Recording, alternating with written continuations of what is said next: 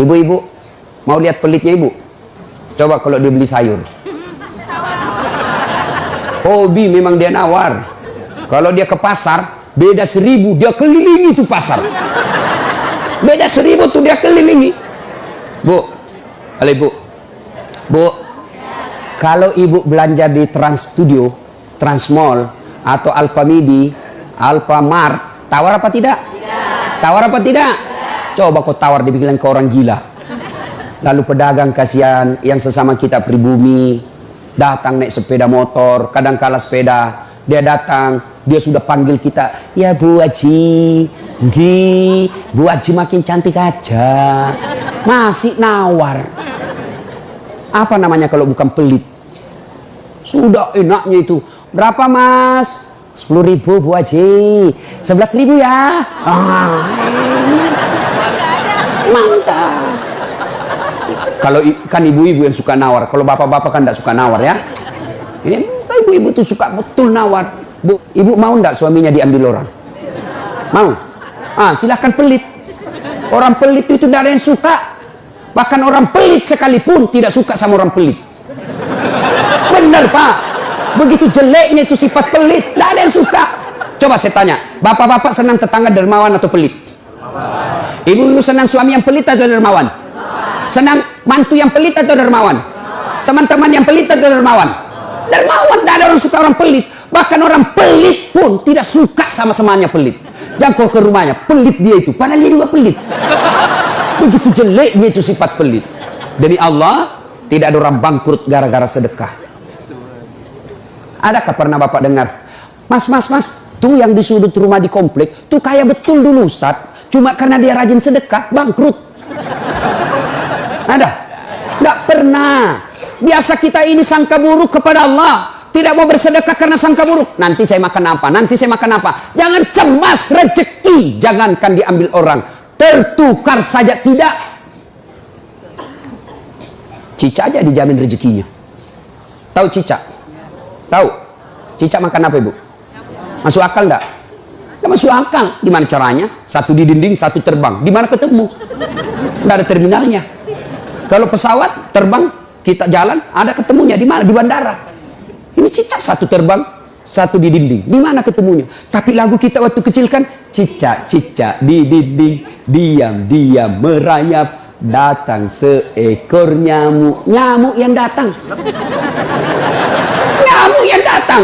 Allah jamin rezekinya. Lagu tidak bilang Cica lompat ke nyamuk.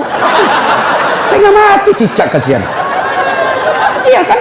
Itu Cica, tidak sarjana, tidak punya kursus, tidak ada kaki, tidak ada otaknya, tidak cerdas, bisa hidup. Apalagi ibu, jangan pelit. Sedekah, Allah sudah jamin rezekimu. Bu, ada suaminya mulai selingkuh? Ada? Tidak usah curhat sama tetangga, apalagi curhat di Facebook. Tak kusangka kau begitu. Pret, beleng-beleng. Rahasia keluargamu kau ungkap di Facebook. Begitu mulai, bu, ciri-ciri laki-laki yang sudah mulai lain-lainnya. Kalau yang selama ini tidak pernah pakai sisir keluar, tiba-tiba rapi. Tidak pernah pakai parfum, tiba-tiba beli parfum malaikat subuh.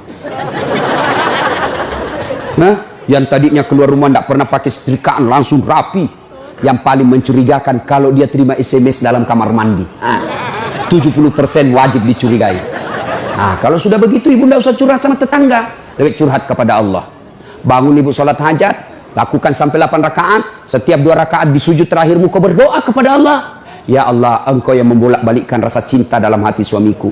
Tidak mungkin aku bisa mengendalikan cintanya. Ya Allah, tidak mungkin aku jaga dia 24 jam. Engkau yang maha menjaga ya Allah. Ya Allah, pelihara suamiku dari godaan perempuan lain. Ini ada duit saya 500.000. Saya tolak bala besok ke panti asuhan. Mudah-mudahan 500.000 suamiku terhindar dari wanita jahat. Bismillah. Coba amalkan itu, Bu. Coba amalkan. Yang jadi masalah kalau suaminya juga sudah tahu rumusnya. Dia bangun juga sholat tahajud. Dia bangun pula sholat hajat. Istrinya sebelah, kamar sebelah, suaminya kamar sebelah. Ya Allah, capek sudah saya lihat istri saya, ya Allah. Ngamuk aja kerjanya, marah-marah aja, berat badannya juga makin tambah, ya Allah.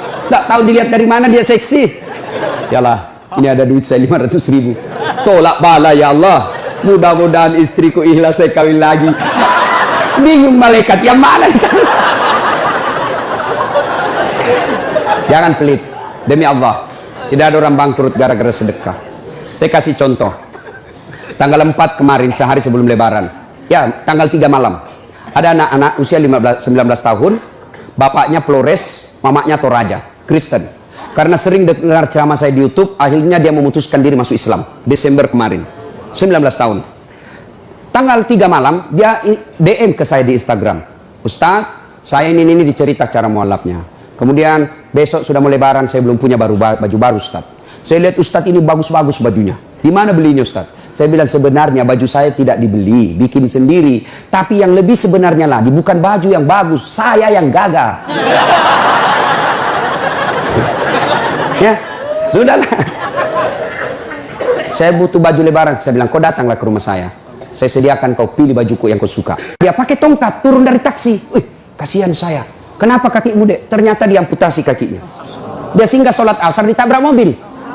Saya bilang, berat betul hidupnya ini anak. Diusir dari orang tuanya, Pak. Diusir, sekarang tinggal di masjid. Tidak disetujui, hanya dia sendiri masuk Islam. Diusir. Bilang, kenapa kakimu? Saya cerita. Sedih saya, sempat berkaca. Jangan sedih Ustaz. Ini tidak ada artinya ini kaki ketimbang iman saya kepada Allah. Luar biasa, 19 tahun. Saya ambil baju saya yang paling bagus. Kau pilih ini, Dek. Mana kau suka? Benar, diambil yang paling bagus. Sempat juga saya nyesal. Sudah. Karena saya buru-buru ke bandara. Saya mau pergi khutbah. Ya, ini Dek. Kau ambil 1 juta. Sudah, baliklah dia, naik Grab lagi. Sudah.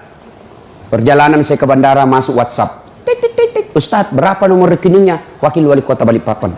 Dalam hati saya bilang, kenapa lagi Pak Wali? Ada apa? Pada dalam hatiku, segeralah. Kirimlah nomor rekening. Masih di atas mobil, masuk. Tik, tik, tik, tik. Masuk, berapa transferan masuk? 30 juta.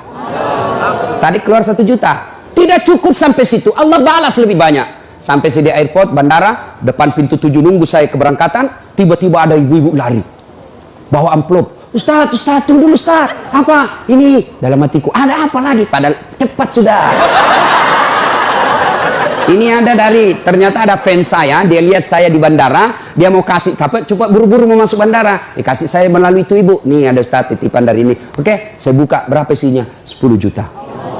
Sudah 40 itu kan gantinya. Besoknya tanggal 5 selesai khutbah. Biasanya kalau saya khutbah dikasih itu ibu 25 juta sama itu bu bupati. Berapa saya dikasih waktu itu? 35 juta. Berapa Allah ganti? 75. Keluarkan 1 juta, Allah ganti 75 juta. Kenapa ibu miskin? Karena ibu malas bersedekah. Selalu berkeyakinan saya miskin. Maka Allah, ana inda sanni abdibi. Saya tergantung sangkanya hambaku. Kalau kau sangka tidak mampu, maka kau kasih tidak mampu. Sedekah ibu. Allah tidak lihat 1 jutanya, Allah tidak lihat 100 ribunya. Yang Allah mau nilai, kamu sedekah enggak 1 hari ini. Jangan pernah lewatkan maghrib tanpa sedekah di hari itu. Coba amalkan. Coba. Kenapa kita tidak bisa umroh? Karena selalu yakin saya tidak mampu. Maka Allah, ya sudah kok dia yakin tidak mampu. Sedekah. Pulang ini kau sedekah sama tetanggamu. Cari orang miskin. Cari janda-janda tua. Tidak usah janda muda, banyak yang bisa selamat. Jelas?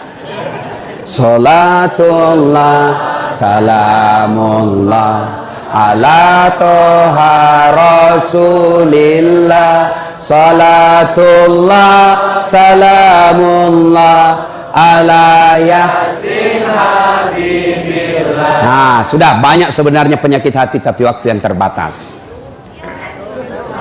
Saya cuma bilang waktu yang terbatas. Saya ada acara di Bandung ibu jam 10. Saya ini orang kampung. Saya tidak tahu Bogor ke Bandung jauh. Saya pikirnya 1 jam. Inilah kalau kita pakai pulsa lokal. Saya orang kampung, tidak tahu saya. Oh ternyata jauh. Nah saya harus segera selesaikan. Insya Allah kalau panitia ngundang saya lagi ke sini, saya datang lagi. Insya Allah ya. Nah, ini penyakit hati. Sekarang gimana cara mengobatinya? Ala bizikrillahi tatma'innul qulub. Ketahuilah dengan berzikir mengingat kepadaku, maka hatimu akan jadi tenang. Jadi kalau kita punya penyakit hati, maka datang di majelis zikir Al-Ihya ini. Ini salah satu caranya. Memang ibu tidak dapat voucher, memang ibu tidak dapat undian, tapi apa yang ibu dapat? Ilmu tapi ilmu tidaklah terlalu menolong ketika ilmu itu tidak diamalkan. Amalkan yang Bapak Ibu tahu, maka Allah akan berikan ketenteraman jiwa, ketenangan hati. Kalau hati sudah tenang, itulah kekayaan kita yang paling baik.